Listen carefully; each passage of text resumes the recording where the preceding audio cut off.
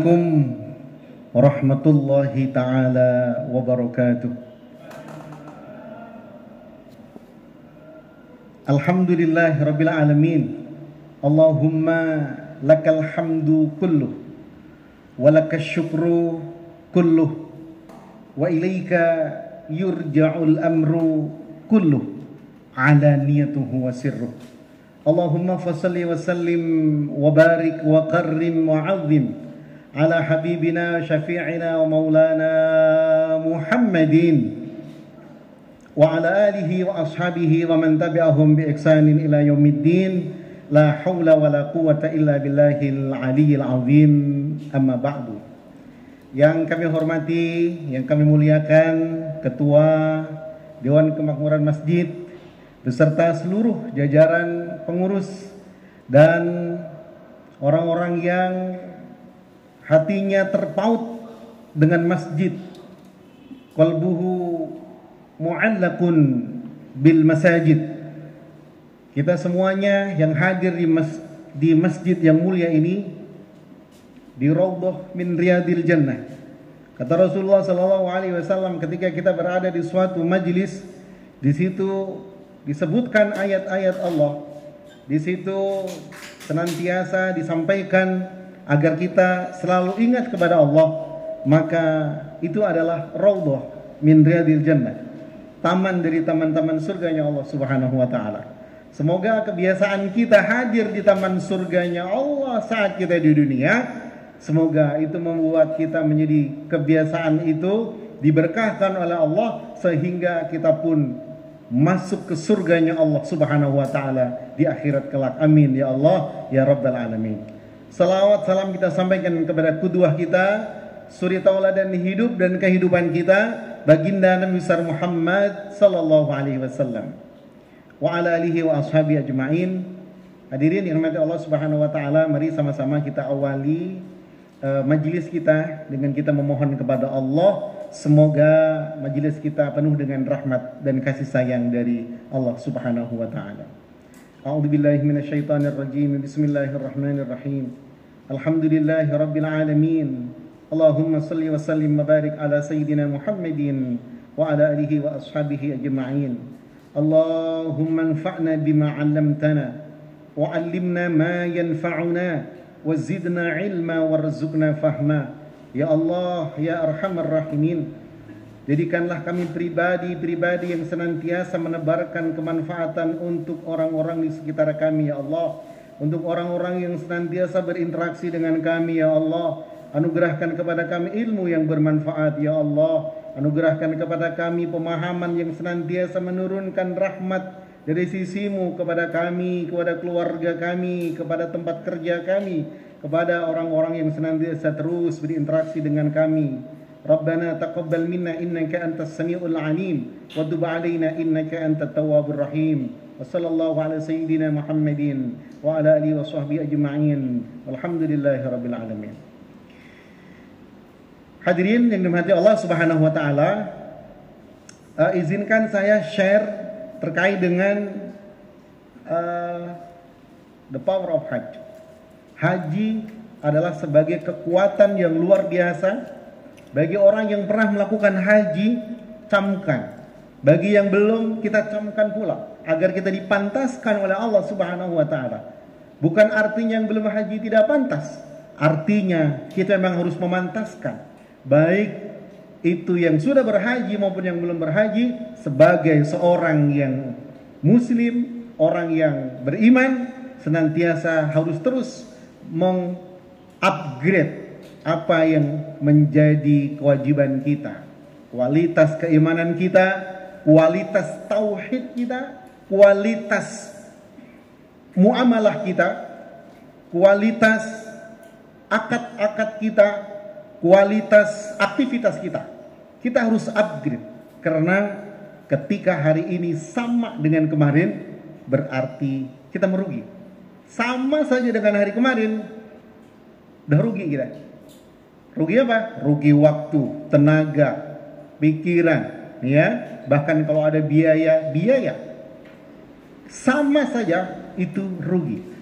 Apalagi kalau hari ini lebih buruk dari kemarin, berarti kita termasuk orang yang dilaknat oleh Allah Subhanahu wa taala. Na'udzubillah tsumma na'udzubillah min dzalik.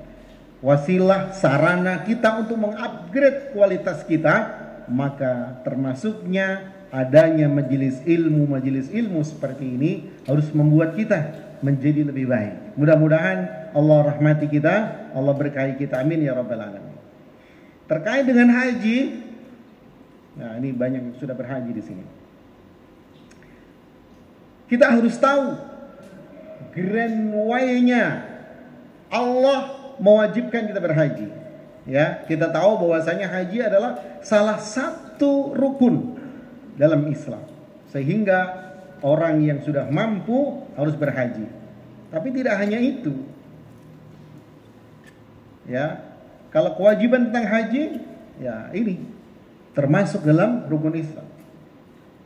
Lebih spesifik lagi Allah jelaskan kewajiban berhaji itu di Ali Imran 97 Allah jelaskan. A'udzubillahi minasyaitonir rajim. Fihi ayatum bayyinatum maqamu Ibrahim wa man dakhalahu kana amina walillahi 'alan nasi hajjul baiti man istata'a ilaihi sabila wa man kafara fa inna Allaha ghaniyyun 'anil 'alamin.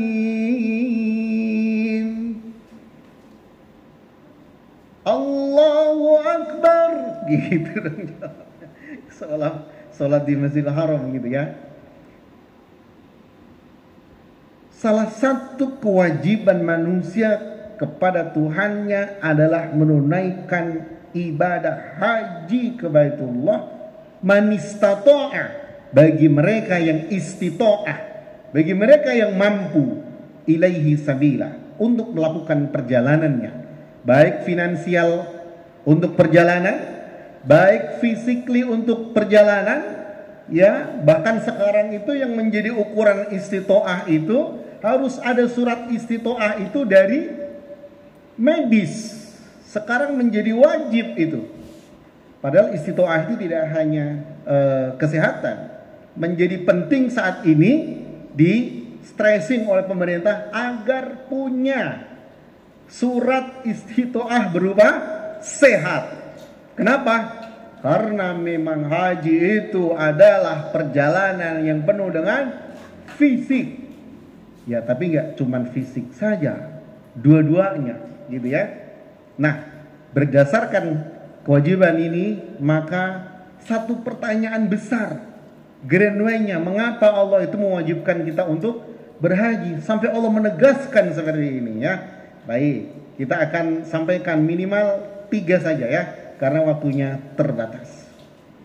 Bapak Ibu sekalian, 3 hal ini, mengapa Allah mewajibkan kita berhaji? Pertama, haji adalah sebuah perjalanan spiritual yang melibatkan unsur jasmani kita, jasmani sekaligus rohani. Perjalanan spiritual, jemaah sekalian. Manusia ini kan sebenarnya pada hakikatnya adalah makhluk spiritual yang saat ini sedang mempunyai pengalaman di dunia. Sejak alam arwah, alam rahim, itu kan spirit. Di alam rahim kemudian dipertemukan dengan janin sebagai bridging untuk masuk ke dunia ke fase berikutnya, yaitu di alam dunia saat ini. Spirit kita terus mengalami itu. Fase setelah dunia, spirit kita akan bergeser ke alam barzah, ke alam akhirat. Hakikat manusia ini adalah spirit.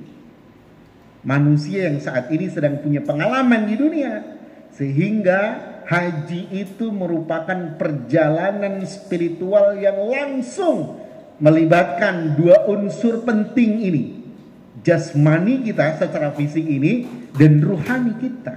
Maka tadi saya sebutkan, haji itu penuh dengan fisik. Ya.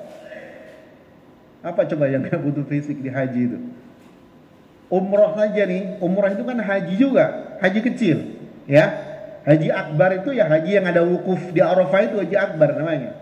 Kalau ada mengatakan haji akbar itu ketika wukufnya di hari Jumat, ya silakan saja, ya. Karena ketika sesuatu berada di hari Jumat itu berarti sesuatu yang penuh dengan keberkahan. Nah, ketika haji semuanya adalah fisik. Wukufnya butuh fisik, panasnya luar biasa. Keluar dari tenda pasti panas. Karena tengah hari bolong kita mulai wukuf itu, zuhur. Kemudian begitu sudah selesai di Arafah kita menuju ke Muzdalifah, itu pun fisik. Bahkan di Muzdalifah itu tanpa atap. Walaupun malam tapi tanpa atap. Muzdalifah luar biasa. Ya. Jadi luar biasanya adalah fisik kita. Maka kalau kita lihat jamaah-jamaah kita yang dari Indonesia ini, kalau saya perhatikan memang banyak lansia. Kenapa lansia? Pak, kenapa lansia Pak kebanyakannya? Antrinya lah lama. Antrinya 20 tahun. Sadar kalau dia harus berhaji umur berapa biasanya? Orang sadar harus berhaji itu umur berapa biasanya Pak? 35, oke lah udah mature lah ya, udah penghasilannya udah bagus. Baru sadar, saya sudah punya rumah, saya sudah punya kendaraan, saya belum berhaji. Baru ngeh, dia daftarlah haji umur 35. Kantrinya berapa? 20 tahun, berarti usia berapa berangkat? 55 tahun, ya kan? Nah ini harus dibawa kesadaran untuk mempersiapkan sejak dini nih. Topik saya kan tadi persiapkan hajimu sejak dini. Karena apa? The power of haji itu luar biasa. Kalau kita bisa menikmati fadilah dari haji ini saat kita masa produktif, luar biasa Pak. Kita menikmatinya sudah usia mau pensiun 55, coba bayangkan. Ya, karena haji itu syarat dengan makna. Maka haji ini ulama mengatakan the ultimate worship. Haji ini puncaknya ibadah yang luar biasa, yang bisa menjadi power untuk kita. Itu yang pertama. Haji adalah perjalanan spiritual yang melibatkan jasmani dan rohani, gitu ya. Orang sedang di sana itu diajak Pak ke haram yuk, Pak yuk. Padahal jangan begitu. Coba kalau kita di sini, Pak jamaah yuk, ya sebentar ya, ngerapihin dulu kerjaan gitu ya. Kalau di sana, Pak ayo sedekah Pak, ayo gitu. Patungan sedekah Jumat, ayo. Saweran Pak, seneng gitu. Ya Allah, kalau Pak kotak amal lewat, pura-pura tidur, digeser sama sebelahnya, kelewatan gitu ya. Ya Allah, di sana luar biasa. Bahkan kalau Senin maghrib, Kamis maghrib, itu kan buka puasa. Padahal sudah ada orang yang menyiapkan, ya. Tapi masih ada, karena orang ingin berbagi. Ada orang tua sama anaknya, dia bawa teko 2, 1 gahwah, 1 syai, 1 kopi, 1 teh, gitu kan? Menggunakan gelas yang kecil-kecil itu. Padahal sudah terhidang tuh. Ada kurma, ada roti, ada yogurt, ya sudah terhidang. Tetapi masih ada saja orang yang ingin berbuat kebaikan. Masya Allah, semangat luar biasa di sana itu. Nah, itulah mengapa Allah mewajibkan kita berhaji, karena salah satunya adalah mendidik kita. Itu pelajaran spiritual kita, jasmani dan rohani kita. Kemudian yang kedua, haji adalah sebuah persaksian langsung atas perjalanan Rasulullah SAW, perjalanan ruhani Rasulullah SAW bersama dengan para sahabat. Bagaimana Rasulullah dan para sahabat berdakwah, bagaimana Rasulullah SAW dan para sahabat menyampaikan kebenaran pada saat itu. Apa yang terjadi? Masyarakat sekitar ada yang biasa-biasa saja, ya. Saat Rasulullah menyampaikan kebenaran, ada yang cuek-cuek saja, ada yang tidak peduli, ada yang cunihin, orang Sunda bilang cunihin, nggak suka. Ada yang sampai Rasulullah dikriminalisasi, Rasulullah sampai diembargo, Ya Allah, bagaimana Rasulullah dan para sahabat yang sudah masuk Islam itu diembargo, tidak boleh berinteraksi dengan orang-orang Mekah, harus keluar dari kota Mekah. Masya Allah. Dan Bani Hasimnya yang masih ada di dalam kota Mekah juga diboikot, tidak boleh melakukan perdagangan dengan non Bani Hasim. Wanitanya tidak boleh dinikahi oleh non Bani Hasim, laki-lakinya tidak boleh menikah dengan non Bani Hasim. Sampai segitunya. Logistik, orang tidak boleh berjualan dengan non Bani Hasim, dilarang. Sampai seperti itu pertaruhan dakwah yang dilakukan oleh Rasulullah SAW. Orang yang hajian, umratan, menyaksikan situs-situs sejarah bagaimana Rasulullah berdakwah itu, harusnya hatinya tersibghah, hatinya tercelup, hatinya terinspirasi dengan kuat bagaimana Rasulullah berdakwah. Harta benda hingga nyawa dipertaruhkan. Bahkan ketika kita melihat Jabal Uhud menjadi saksi 70 syuhada, termasuk Sayyidina Hamzah radhiyallahu anhu. Di situ banyak sahabat berguguran mempertaruhkan keimanannya agar tetap berada di dalam dadanya. Bagaimana kita saat ini? Harusnya orang yang pulang hajian, pulang umrotan menjadi figur-figur untuk change agent, untuk menjadi agen-agen perubahan menuju kepada kebaikan. Itulah menjaga kemabruran itu, kemabruran hajinya, kemabruran umrahnya. Bagaimana diri kita menjadi dai. Karena kewajiban berdakwah itu bukan sekedar kewajiban para ustadz, para abuya, para ajengan, para habaib, para kiai. Bukan. Kewajiban berdakwah adalah kewajiban setiap individu kita. Dakwah untuk diri kita, dakwah untuk keluarga kita, istri kita, anak kita, kawan-kawan kita, minimal circle kita sajalah. Tidak usah sampai keluar dari circle kita. Itu dakwah.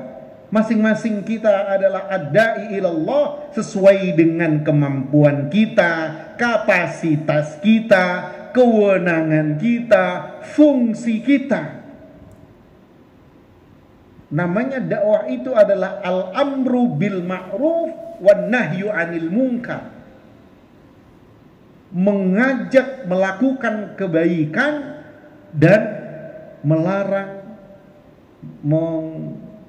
meminimalisir kemungkaran-kemungkaran yang mungkin saja terjadi. Itu adalah dakwah. Ayo kita disiplin. Disiplin itu adalah hal yang ma'ruf. Semua orang mengatakan disiplin itu adalah ma'ruf, kebaikan. Malas itu adalah kemungkaran. Orang mengatakan malas itu, semua orang mengatakan malas itu adalah kemungkaran. Ajak untuk semangat, ajak untuk disiplin, ajak untuk meninggalkan kemalasan. Serukan itu, sampaikan terus. Jangan sampai tidak ada dakwah untuk diri kita, untuk keluarga kita, anak-anak kita, kawan-kawan kita dengan cara yang terbaik. Ya, ud'u ila sabili rabbika bil hikmah wal mau'izatil hasanah wajadilhum billati hiya ahsan. Sesuai dengan kapasitas kita. Di kantor kita seperti itu. Itu yang kedua ya. Haji mengajarkan kita untuk menjadi ad-da'i ilallah. Karena kita terinspirasi dengan dakwahnya Rasulullah Muhammad SAW. Yang ketiga, haji adalah sebuah pembelajaran ilahiyah akan perjalanan manusia dari mulai dilahirkan sampai meninggalkan dunia ini. Ini spesifik. Secara spesifik haji itu mengajarkan bagaimana kita mengarungi dunia ini.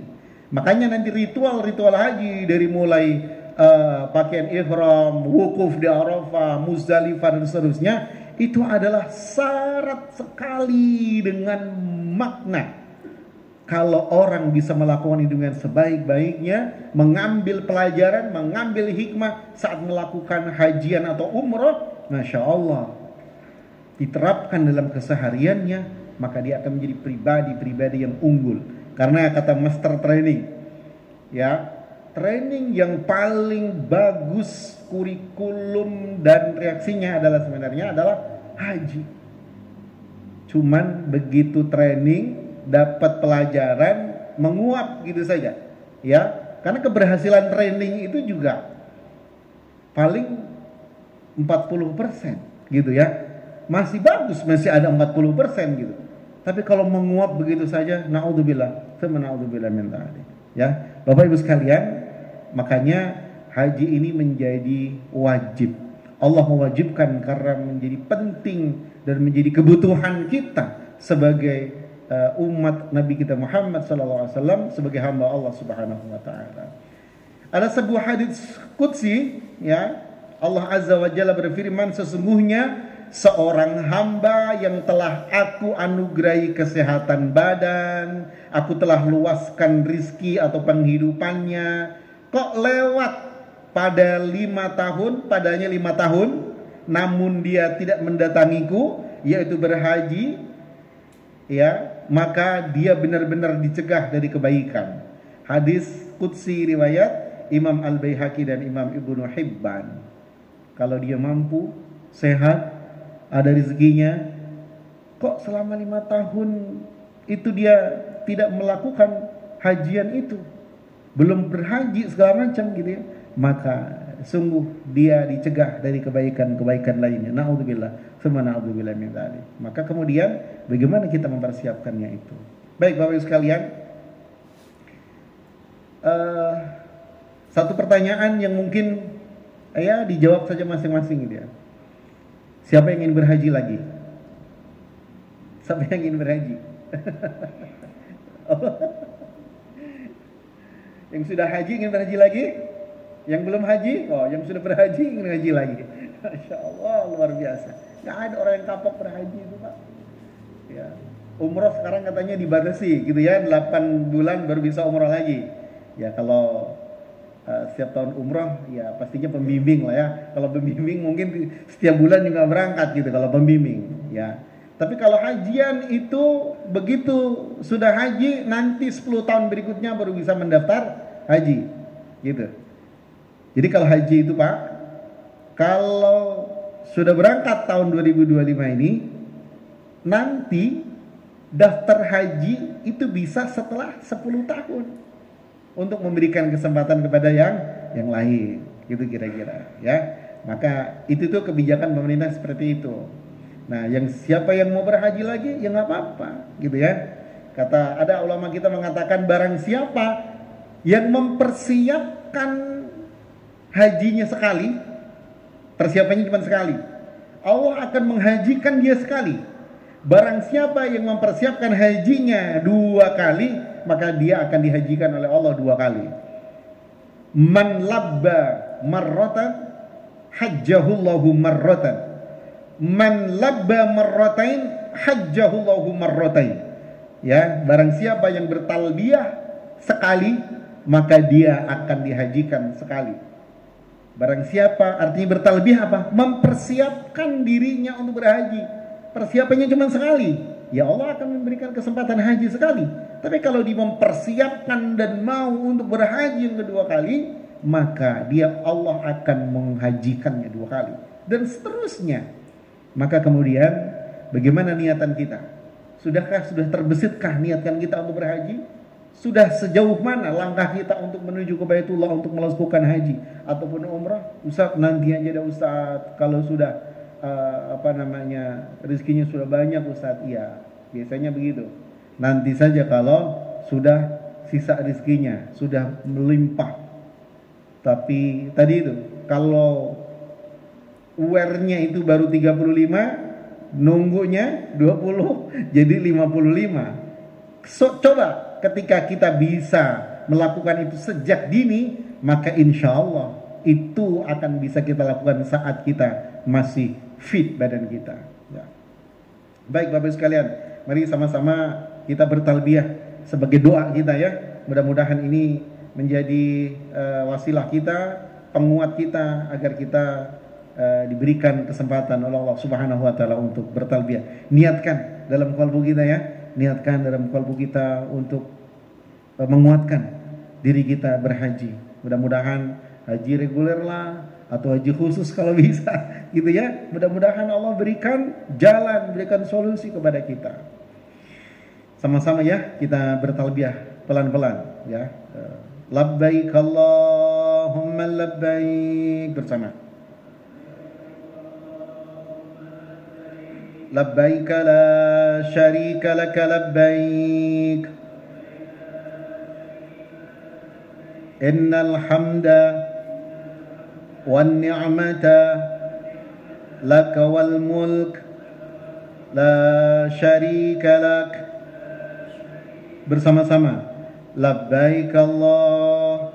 Ya Allah, takdirkan kami ya Allah untuk dapat menjalankan ibadah haji dan umrah ya Allah, bersama dengan orang-orang yang kami cintai ya Allah, bersama pasangan hidup kami ya Allah, bersama putra-putri kami ya Allah. Ya Rabb, takdirkan kami ya Allah. Ya Rabb, pantaskan kami ya Allah untuk mendatangi tempat suci-Mu ya Allah. Ya Allah, pantaskan ilmu kami ya Rabb, pantaskan rizki kami ya Allah, pantaskan hati kami ya Allah untuk dapat melaksanakan ibadah haji dan umrah ya Allah. Ya Rabb, dengan kondisi yang Engkau ridhai ya Allah. Ya Rabb, di tempat yang mulia ini ya Allah, jadi salah satu rumah-Mu di tempat ini ya Allah, anugerahkan kepada kami, kepada keluarga kami, kepada putra-putri kami, kepada pasangan kami untuk dapat menunaikan ibadah haji dan umrah ya Allah, dari tempat ini menuju ke tempat yang Engkau ridhai ya Allah. Jadikan tempat ini tempat yang Engkau ridhai ya Allah. Doa kami Engkau ijabah ya Allah. Doa-doa kami Engkau perkenankan ya Allah untuk mendatangi tempat suci-Mu ya Allah. Ya Rabb, terima kasih ya Allah. Engkau kuatkan niatan itu dalam kalbu kami ya Allah.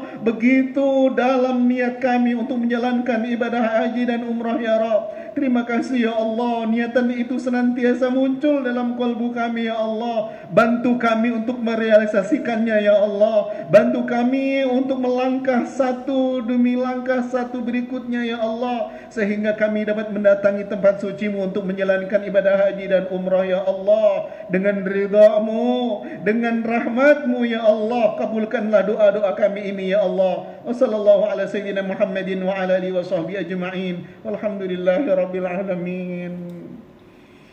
Mudah-mudahan talbiyah kita dan doa kita diterima oleh Allah Subhanahu wa taala. Di tempat yang mulia ini tidak lama lagi insyaallah akan ada di antara kita yang berangkat menunaikan ibadah umrah maupun berhaji untuk mempersiapkan segalanya. Amin ya Allah ya rabbal alamin.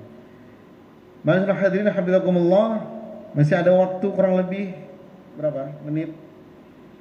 Ya, saya akan menyampaikan fadilahnya saja ya. Langsung saja ke fadilah. Baik Bapak Ibu sekalian, sebenarnya banyak ya, ada materi-materi yang ingin saya share. Tapi bagaimana Allah menjadikan haji ini sebagai the ultimate worship. Apa fadilah haji? Nah ini hadirin sekalian, haji adalah termasuk ibadah yang terbaik. Ya, hadis Rasulullah sallallahu alaihi wasallam. Haji menghilangkan kemiskinan. Redaksinya sangat sharih. Wadih. Tabi'u bainal haji wal umrah. Fa innahuma, karena keduanya haji atau umrah, yanfiyanil faqra, menghilangkan kefakiran, kemiskinan, wadzunub, dan dosa. Ya Allah, jadi seolah-olah kata Rasulullah, kalau kalian ingin dihilangkan kemiskinan kalian, salah satunya dengan berhaji dan berumrah. Miskin hati, banyak orang yang miskin hati. Lakukan haji dan umrah dengan baik dan benar. Kemudian haji, orang yang melakukan ibadah haji bagaikan bayi yang baru lahir, bersih, suci, dijaga oleh malaikat. Kemudian mendapatkan ampunan dari sisi Allah Subhanahu wa taala dan mendapatkan surganya Allah Subhanahu wa taala. Baiti jannati, kata Rasulullah, rumahku adalah surgaku.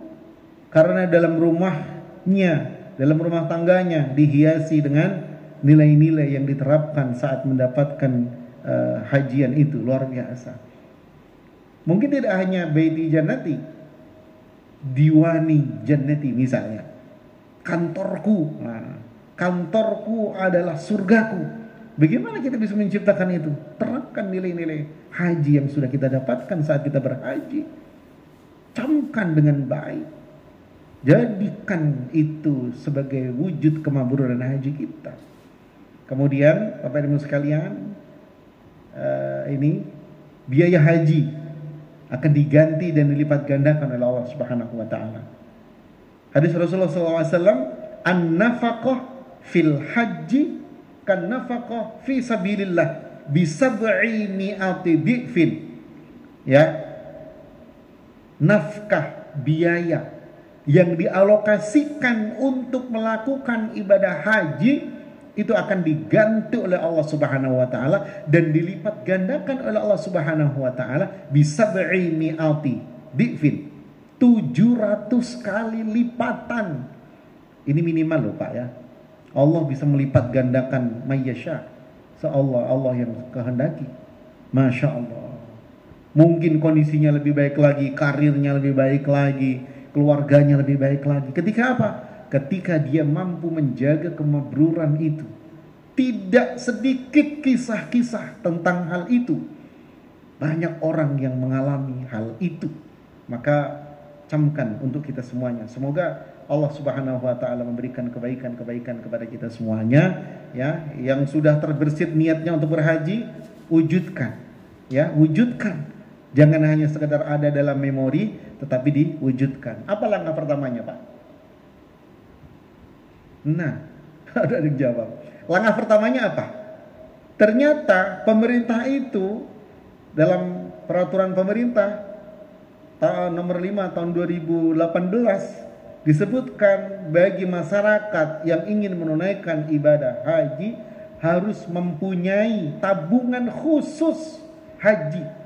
Bukan tabungan reguler yang kita pakai untuk transaksi, bukan. Tabungan yang khusus untuk haji, dan itu nanti yang didaftarkan untuk mendapatkan porsi haji. Nah, jadi langkah pertamanya adalah itu dia. Nah, kalau itu pesan sponsor. Saya nggak menyampaikan itu ya, itu pesan sponsor aja. Baik, ini yang saya sampaikan karena waktunya sudah selesai jam 1. Jika ada yang ingin bertanya, monggo silahkan. Yang mau nanya? Oh, ada door prize. Wah, bener nih. Wah.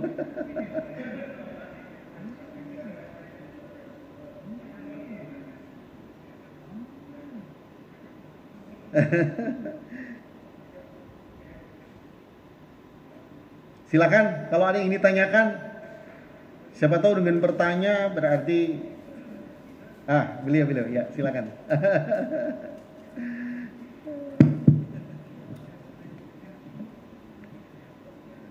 Ini yang ditanyakan pasti bukan materi tadi. Yang ditanyakan teknis. Silakan. Assalamualaikum warahmatullahi wabarakatuh. Waalaikumsalam warahmatullahi wabarakatuh.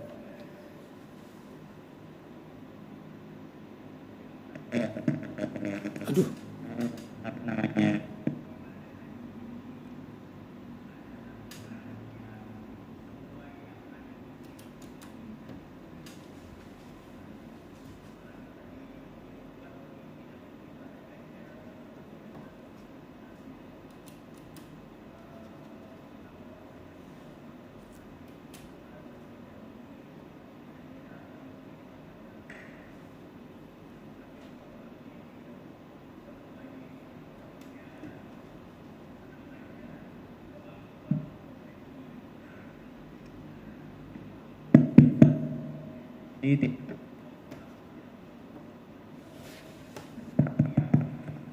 Sangat lama sekarang.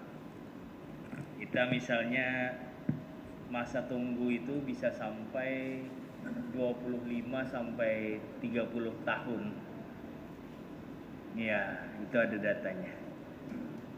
Terus 25 sampai 30 tahun artinya ya walaupun sebenarnya kita ada yang berpikir ya yang penting niatnya ketika menabung itu sudah ada, Itu walaupun nanti berangkatnya kita sudah nabung di usia 40 atau 50, ya insya Allah berangkat saja, tapi juga ada muncul kekhawatiran-kekhawatiran.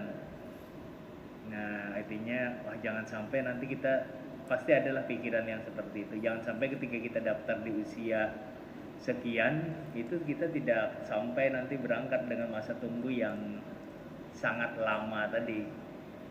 Nah dulu kita pernah ada program semacam dana talangan haji. Nah, apakah memang dana talangan haji itu tidak menjadikan seseorang ini menjadi orang yang tidak mampu memaksakan untuk mampu, sedangkan haji ini untuk ibadah orang yang mampu. Tadi kita khawatir kalau menunggu kita terkumpul uangnya, itu di usia 40 saja 30 tahun kemudian 70 tahun itu kita bersyukur hidup bisa sampai 70 tahun, sedangkan umur kita a'mara ummati ma baina sittin wa sab'in. Jadi umur umatnya Nabi Muhammad tuh ya sekitar 60 sampai 70. Kemudian ada program dana talangan, kita ikut. Nah, apakah dengan ikut program dana talangan itu justru memaksakan diri kita mampu, padahal kita sendiri tidak mampu, tapi khawatir kalau kita menunggu usia kita sekian itu kita tidak sanggup. Gitulah kira-kira Ustaz Muhammad. Ya. Terima kasih. Assalamualaikum warahmatullahi wabarakatuh. Waalaikumsalam warahmatullahi wabarakatuh. Saya tangkap ya message-nya dan pesannya gitu ya melalui WA tadi. Message-nya saya tangkap. Jadi apa yang harus kita lakukan? Ya lakukan aja langkah pertama, gitu ya. Ketika sudah langkah pertama dilakukan, insya Allah, ketika kita sudah kuat niatan kita, Allah akan berikan jalan yang tidak disangka-sangka. Ya, banyak sih kisah-kisah seperti ini tentang haji itu banyak sekali. Dia nggak ngeh, ternyata dia dipanggil untuk berhaji. Perasaan saya masih ada 3 tahun lagi, Ustaz. Kok saya udah harus dipanggil ya? Iya. Kenapa? Ya itu panggilan Allah. Secara teknis kita nggak tahu. Ternyata ada di kita ini Pak, berdasarkan pengalaman kita nih, 20% itu banyak melakukan tunda, tidak mampu untuk membayar. Dari 20% itu 70% dari 20% itu belum ketersediaan dana. Bayangkan 20 atau 15%-nya dia tidak bisa melakukan pelunasan karena tidak ada tersedia dana. Berarti kan ada 15% porsi.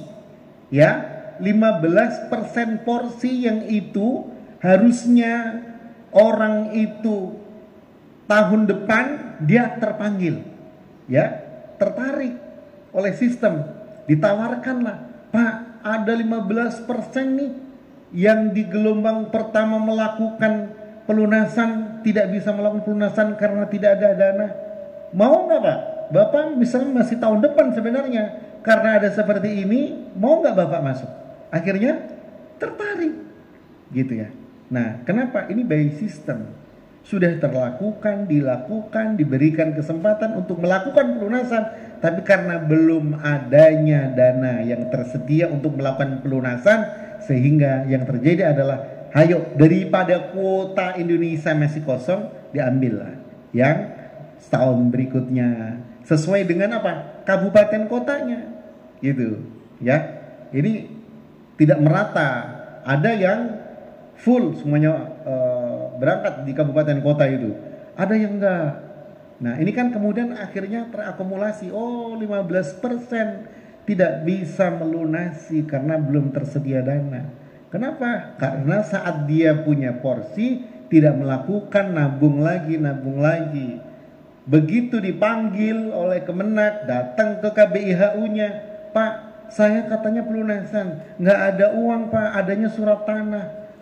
Kiainya bingung bagaimana menjual tanah gitu kan? Kan pelunasan cuma 1 bulan gitu, ya Allah. Nah, makanya kalau di BSI ya ada tabungan haji, ada program-program yang bisa dimanfaatkan gitu ya. Kalau tadi talangan, mohon maaf, kami belum diperbolehkan lagi ya untuk memberikan talangan dana haji reguler.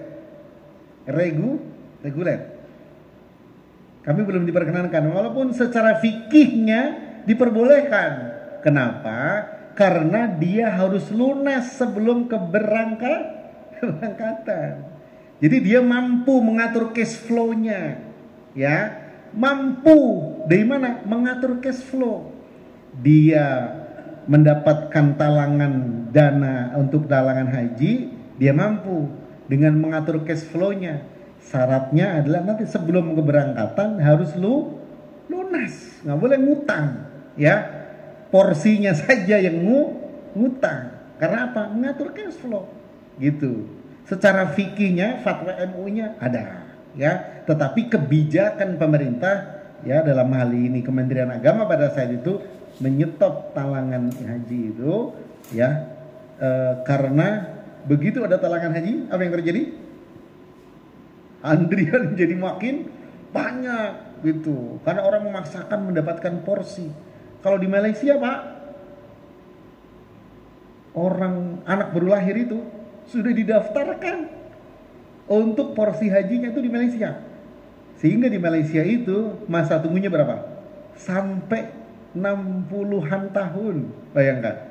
Kalau di Indonesia 12 tahun boleh porsi haji.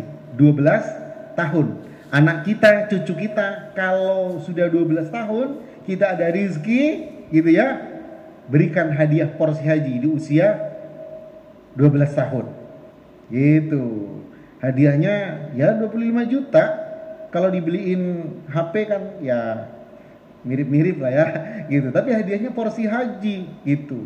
Atau lagi ulang tahun Sweet 17. Hadiahnya apa? Porsi haji, gitu. Nunggu 20 tahun ya masih sehat insya Allah. Masih muda, gitu ya. Usia 12 tahun, nunggunya 20 tahun, berarti kan usia 32 tahun. Dia berangkat haji. Usia 32 tahun berangkat haji, lagi seger-segernya, lagi masa-masa produktifnya, gitu. Dan dia bisa menikmati fadilah haji tadi itu sejak dia masa produktif, Masya Allah. Akan mengangkat keluarganya, ya. Gitu. Mudah-mudahan belum bisa menjawab, biar nanti bisa nanya-nanya lagi ya. Baik, demikian dari saya. Ya, cukup ya Ustaz ya. Karena waktunya. Nah, mari kita tutup dengan doa kafaratul majlis. Subhanakallahumma bihamdika asyhadu an la ilaha illa anta astaghfiruka wa atubu ilaik. Wal afa minkum. Assalamualaikum warahmatullahi taala wabarakatuh.